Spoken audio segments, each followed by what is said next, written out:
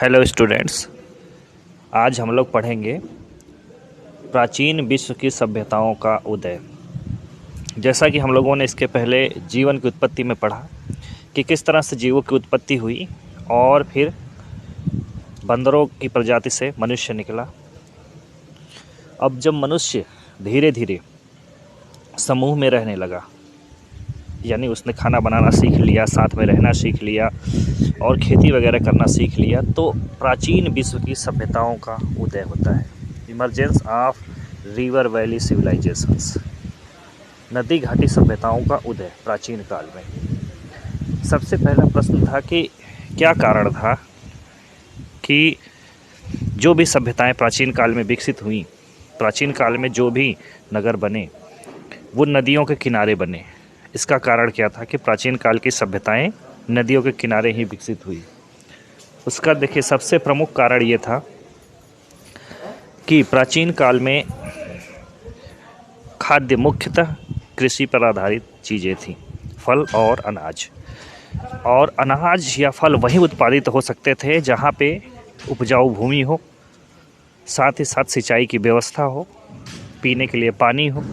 तो ये सारी चीज़ें नदियों के किनारे मिलती थी। उपजाऊ भूमि, पीने के लिए पानी, चाहे स्वयं के लिए या पशुओं के लिए, सिंचाई के लिए पानी, तो सारी चीज़ें मुख्यतः नदियों के किनारे मिलती थी। इसी कारण से प्राचीन काल की जितनी भी सभ्यताएं विकसित हुई वो किसी न किसी नदी के किनारे ही विकसित हुई थी। आप देखेंगे प्राचीन विश्व के मानचित्र पे तो सिंधु नदी की सभ्यता भारत में, सिंधु नदी और उसकी सहायक नदियों के किनारे। वांगहो नदी की सभ्यता चीन में विकसित हुई, वांगहो नदी के किनारे। मेसोपोटामिया की सभ्यता मध्य एशिया में विकसित हुई, तजला और फरात, टिग्रिस और यूफ्रेट्स नदियों के किनारे। मिस्र की सभ्यता विकसित हुई नील नदी के किनारे। ठीक है। इसी तरह मध्य अमेरिका की माया, एज़टेक आदि सभ्यताएं, दक्षिण अमेरिका की इंका सभ्यता, ये सारी सभ्यताएं किसी न किसी नदी के किनारे ही विकसित हुई थी। उसका मेन रीज़न उर्वर भूमि और जल की उपलब्धता थी। तो प्राचीन काल की विश्व की सभ्यताएं जहाँ जहाँ भी विकसित हुई, उस दौरान उस समय के लोगों ने वहाँ काफ़ी तरक्की की। ये पता हमें आधुनिक काल में तब लगा जबकि बड़े पैमाने पे इन क्षेत्रों की खुदाई हुई। खुदाई के दौरान यहाँ ज़मीनें, दीवार, मिट्टी के बर्तन, औजार, गहने आदि काफ़ी चीज़ें प्राप्त हुई, जिनसे ये पता लगा कि जो प्राचीन काल की सभ्यताएं थी वो काफ़ी विकसित थी। तो विश्व की प्राचीन सभ्यताओं को एक बार हम सरसरी तौर पे पुनः समझ लेते हैं अच्छे से। सिंधु नदी की सभ्यता या हड़प्पा सभ्यता, ये भारत की प्रमुख सभ्यता थी जो भारत और पाकिस्तान में फैली हुई थी। इसका विस्तार भारत, पाकिस्तान, अफ़गानिस्तान तक पाया जाता है। इसे सिंधु की सभ्यता या हड़प्पा सभ्यता भी कहा जाता है। एक फिल्म आई थी मोहनजोदाड़ो, शायद किसी ने देखी हो, ऋतिक रोशन की मूवी है। नहीं देखी हो तो देखने की कोशिश करिएगा। ये सिंधु सभ्यता का एक प्रमुख शहर है मोहनजोदाड़ो। उस शहर के ऊपर ये मूवी बनाई गई है और उस ज़माने की जो भी विशेषता थी वो सारी विशेषताएं इस मूवी में दर्शाई गई है। इसे हम सिंधु या हड़प्पा की सभ्यता कहते हैं। अंग्रेज़ों के ज़माने में इसकी खोज हुई थी। रेलगाड़ी बनाते समय रेलगाड़ी की पटरियों बिछाने के लिए खुदाई हो रही थी, तो उस खुदाई के दौरान दीवारें और सामान और नगर मिले। तब इस पूरी सभ्यता का पता चला कि यहाँ ज़मीन के अंदर एक बहुत बड़ी सभ्यता दफन है। दूसरी सभ्यता चाइना की सभ्यता, जिसे हम लोग वांगहो की सभ्यता कहते हैं, चीन की सभ्यता कहते हैं। प्राचीन काल में चीन में निर्मित हुई और इस सभ्यता की सबसे बड़ी विशेषता चीन की दीवार है, जो लगभग 2400 किलोमीटर लंबी बनी हुई है। 2400 किलोमीटर की लंबाई में दीवार, जिस पे कि 5 घुड़सवार कम से कम एक साथ जा सकते हैं। ये सुरक्षा के लिए बनाई गई थी। चीन पे अक्सर मंगोल जाति के खतरनाक लुटेरे आक्रमण कर दिया करते थे, जिससे चीन के लोगों को या उनके गाँव को बड़ा नुकसान उठाना पड़ता था। तो उनसे बचने के लिए पूरे मंगोलिया देश और चीन के बीच में ये मोटी दीवार बना दी गई, ताकि उधर की लुटेरी सेना कभी भी चीन की तरफ दाखिल ना हो सके। और उस दीवार पे हमेशा चाइना की सेना पहरा देती थी, ताकि आवश्यकता पड़ने पर तुरंत ही ऊपर से ही दीवार के ऊपर से उन्हें मारा जा सके। तो इस तरह चीन की सभ्यता में उसकी दीवार का बड़ा ही महत्व था। आगे है मेसोपोटामिया की सभ्यता। मेसोपोटामिया की सभ्यता दजला और फरात 2 नदियों के किनारे विकसित हुई थी। इस समय यह मुख्यतः इराक और सीरिया तक फैली हुई थी। और देखा जाए तो यह सभ्यता, मेसोपोटामिया की सभ्यता, कहीं न कहीं मिस्र की सभ्यता तक से जुड़ी हुई थी। मतलब मिस्र की सभ्यता मेसोपोटामिया के सबसे नज़दीक थी। जो मेसोपोटामिया की सभ्यता थी, प्राचीन काल की सभ्यताओं में इसका भी बहुत ही महत्वपूर्ण स्थान है, क्योंकि इस दुनिया की काफ़ी सारी चीज़ें मेसोपोटामिया की सभ्यता से ही दुनिया ने सीखी है। जैसे बैंक प्रणाली, नाव बनाने का, जहाज़ बनाने का काम, 4 पहिए वाली गाड़ी या रथ, कानून लिखने का काम, संविधान लिखने का काम, ठीक है, कुम्हार के चाक के बर्तन, शीशे का सामान, ये सब सबसे पहले मेसोपोटामिया के लोगों ने ही शुरू किया था। मेसोपोटामिया की सभ्यता के बाद आती है मिस्र की सभ्यता, जिसे नील नदी की सभ्यता या फिर हम इजिप्ट की सभ्यता भी कहते हैं। यह मुख्यतः संसार की सबसे लंबी नील नदी के किनारे विकसित हुई थी। इसी नाते हम इसे नील की सभ्यता भी कहते हैं या नील नदी की सभ्यता भी कहते हैं। नील नदी की सभ्यता, जैसा कि चित्र में आप देख लीजिए, आपको पता लगेगा कि यह भूमध्य सागर से होते हुए मुख्य रूप से मेसोपोटामिया की सभ्यता से जुड़ी थी, क्योंकि ये बहुत ही नज़दीक थे। इनका अक्सर लेन देन हुआ करता था। मेसोपोटामिया की सभ्यता में आप देखेंगे बेबीलोनिया या बेबीलोन एक प्राचीन और बहुत ही महत्वपूर्ण राज्य था, जहाँ का राजा हम्मुराबी था। बेबीलोन का शासक हम्मुराबी था। सर्वप्रथम कानून लिखने का काम या विधि संहिता बनाने का काम इसी ने शुरू किया था। आज भी सऊदी अरब में इसी हम्मुराबी के कानून काफ़ी चलते हैं। फिर उसके बाद असीरिया, हित्ती, मिल्तानी, अनेक कई स्टेट थे। उनमें उरू, मोरी, कई ऐसे नगर थे जो बेबीलोन के प्रमुख नगर थे। इजिप्ट की सभ्यता की सबसे बड़ी विशेषता वहाँ के पिरामिड थे। पिरामिड ऊंचे ऊंचे त्रिभुजाकार बनाए गए, स्तूप के समान नहीं अपितु त्रिभुजाकार। जैसे भारत में उस समय स्तूप बनाए जाते थे, मिस्र में त्रिभुजाकार आकृति के ऊंचे पिरामिड बनाए जाते थे, उन्हें पिरामिड हम कहते हैं। और इन पिरामिडों में उस काल के जो राजा हुआ करते थे, जब वो मर जाते थे तो उनकी लाशें वहाँ दफन की जाती थी। विशेष रसायन लगा के, नाइट्रोजन जनित कुछ केमिकल लगाए जाते थे। उस केमिकल की खास विशेषता थी कि वो लाशें आसानी से सड़ती नहीं थी। आज भी वो लाशें केमिकल में लिपटी हुई मिलती हैं, जिन्हें हम मम्मी कहते हैं। शायद बहुत से बच्चों ने मम्मी की फिल्में देखी होंगी। हॉलीवुड की कई फिल्मों में इसका जिक्र आया है, जिसमें मिस्र के पिरामिड और मम्मी को दिखाया गया है।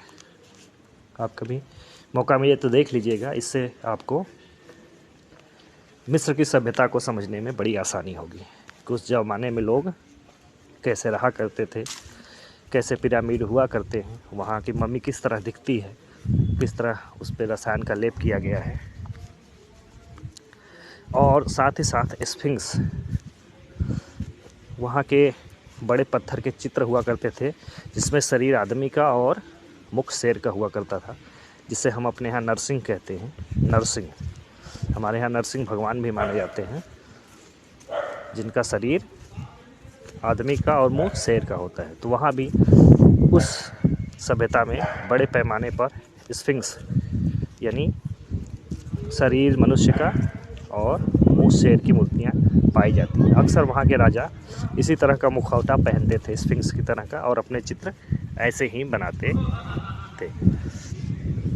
तो ये हो गई नील नदी की सभ्यता की बात। आगे हम चलते हैं, हम आगे बढ़ेंगे तो प्राचीन काल की सभ्यताओं में मध्य अमेरिका की सभ्यता, मध्य अमेरिका के छोटी छोटी सभ्यताएं विकसित हुई थी। माया, एज़टेक, इन सभ्यताओं के नाम थे। माया सभ्यता, एज़टेक सभ्यता। माया सभ्यता का शायद आप लोगों ने नाम सुना होगा। ऐसा पहले कहा जाता था कुछ समय पहले कि 2012 में प्रलय होगी। एक बार बात ये बहुत ज़्यादा उठी थी कि 2012 में प्रलय हो जाएगी। तो ये जो बात निकली थी ये माया सभ्यता के कैलेंडर से ही आई थी। माया सभ्यता ने जो कैलेंडर बनाया था उस प्राचीन काल में, वो 2012 में आके ख़त्म हो जाता था कैलेंडर। तो ऐसा माना गया कि 2012 तक का कैलेंडर है, यानी पृथ्वी तभी तक चलेगी, तो उसके बाद प्रलय हो जाएगी। तो वो बात माया सभ्यता से निकली थी। तो माया सभ्यता मध्य अमेरिका की एक प्रमुख सभ्यता थी। वही बगल में एक और सभ्यता थी जिसका नाम एज़टेक था। हालांकि ये सभ्यताएं छोटी थी, इतनी विशाल नहीं थी जितनी हड़प्पा, मेसोपोटामिया, मिस्र या फिर चीन की सभ्यता थी। दक्षिण अमेरिका महाद्वीप में आप पहुंचेंगे तो एक सभ्यता थी इंका सभ्यता। ये पहाड़ों पे विकसित हुई थी, ऊंचे पहाड़ियों पे। इंका सभ्यता का एक प्रमुख स्थल माचू पिचू है जो पेरू में पड़ता है। ऊंचे पर्वतों पे बनी हुई राजधानी है।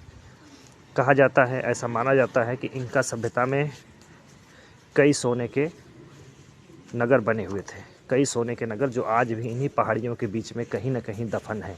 ऐसी कहावत है, कोई आज तक उन्हें खोज नहीं पाया है कि इंका सभ्यता के ये जो कहानियों में वर्णित सोने के शहर हैं ये कहाँ है। तो इसके अलावा एक प्राचीन सभ्यताओं में रोमन सभ्यता का भी नाम आता है। रोमन सभ्यता जो कि भूमध्य सागर और रोम जो इटली देश है वहाँ पे प्रचलित हुई थी। रोमन सभ्यता की खास विशेषता उसके बड़े बड़े स्टेडियम थे और वहाँ की घातक लड़ाइयाँ, WWF जैसे आज कहते हैं, उस टाइप की लड़ाइयाँ जिसमें दो खिलाड़ी लड़ते हैं और तब तक जब तक कि एक की मौत नहीं हो जाती। तो इस टाइप की घातक लड़ाइयाँ रोमन सभ्यता की सबसे बड़ी विशेषता थी। बड़े बड़े स्टेडियम वहाँ और पूरे नगर के लोग ऐसी लड़ाइयों को देखते थे। रोमन सभ्यता में बहादुरी का बड़ा ही महत्व था। ऐसा कहा जाता है कि वहाँ पे जब बच्चे पैदा हुआ करते थे तो उनको ऊपर पहाड़ी से नीचे फेंका जाता था ताकि देखने के लिए कि बच्चा मजबूत है या कमज़ोर। यदि बच्चा मर जाता था तो मान लिया जाता था कि वो कमज़ोर है और जीने के लायक नहीं है, वो रोम में उसके रहने की कोई जगह नहीं थी। अगर वो बच जाता तो उसका पालन पोषण होता, जिससे कि वो एक बहादुर सैनिक बनता और रोम के साम्राज्य विस्तार में काम आता। तो वहाँ ये प्राचीन काल का एक कहावत थी कि ऐसी बातें प्रचलित थी। रोमन सभ्यता की एक खास विशेषता थी कि वहाँ स्त्रियों का सम्मान बहुत अधिक था। यानी वहाँ जो उत्तराधिकारी हुआ करती थी वो लड़कियाँ हुआ करती थी, न कि लड़के। यदि किसी पिता के मान लीजिए एक पुत्री है और 4 पुत्र हैं तो उसकी उत्तराधिकारी पुत्री होगी, पुत्र नहीं होंगे। ये रोमन सभ्यता की खास विशेषता थी। तो प्राचीन सभ्यताओं को समझने के लिए, जानने के लिए हमें इतिहास पढ़ना पड़ता है।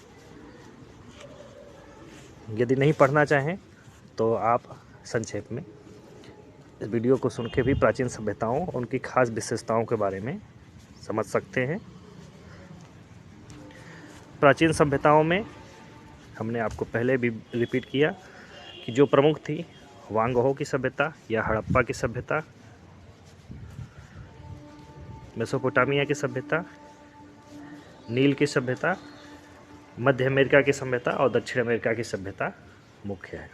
इसमें हड़प्पा की सभ्यता या सिंधु नदी की सभ्यता जो कि भारत में फैली, इसके कुछ स्थल भारत में है, पाकिस्तान में है, कुछ अफ़गानिस्तान में है, ठीक है। और प्राचीन सभी सभ्यताओं में सबसे बड़ी नगरीय सभ्यता, सबसे विशिष्ट नगरीय सभ्यता हड़प्पा सभ्यता ही थी। दूसरी प्रमुख सभ्यता थी मेसोपोटामिया की सभ्यता, जो कि दजला और फरात नदियों के किनारे विकसित हुई। ईरान, इराक, सीरिया वगैरह में फैली हुई है। इस सभ्यता की प्रमुख विशेषता इसकी ऊंचाई पे बनने वाले मंदिर या जिगुरत थे, जिन्हें ऊंचाई के बड़े ऊंचाई पे स्थित मंदिर कहा जाता था। यहाँ के इस सभ्यता के काफ़ी देवी देवता हमारी सभ्यता के देवी देवताओं से मिलते जुलते हैं। अगली सभ्यता थी नील की सभ्यता, नील नदी की सभ्यता या मिस्र की सभ्यता या इजिप्ट की सभ्यता, जिसकी मुख्य विशेषता पिरामिड, स्फिंक्स, वहाँ की ममी थी। ठीक है, ये नील नदी के किनारे विकसित हुई थी। अगली सभ्यता हुआंगहो नदी की सभ्यता, जो चीन की हुआंगहो नदी के किनारे विकसित हुई थी और जिसकी सबसे बड़ी विशेषता 2400 किलोमीटर लंबी चीन की दीवार है, जो मंगोलों के आक्रमण को रोकने के लिए बनाई गई थी।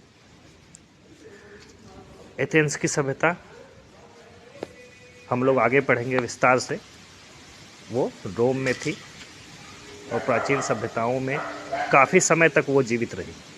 यहाँ पे उसका जिक्र नहीं है क्योंकि वो बहुत लंबे सालों तक जीवित रही और आधुनिक काल तक उसके अवशेष पाए जाते हैं। वो खुदाई से नहीं प्राप्त हुए बल्कि सीधे उसके अवशेष प्राप्त होते हैं। मध्य अमेरिका की सभ्यता माया और एज़टेक, दक्षिण अमेरिका की सभ्यता इंडियन रीजन की सभ्यता इंकाज। ये प्राचीन भारत और विश्व की प्रमुख सभ्यताएं और उनकी खास विशेषताएं हैं।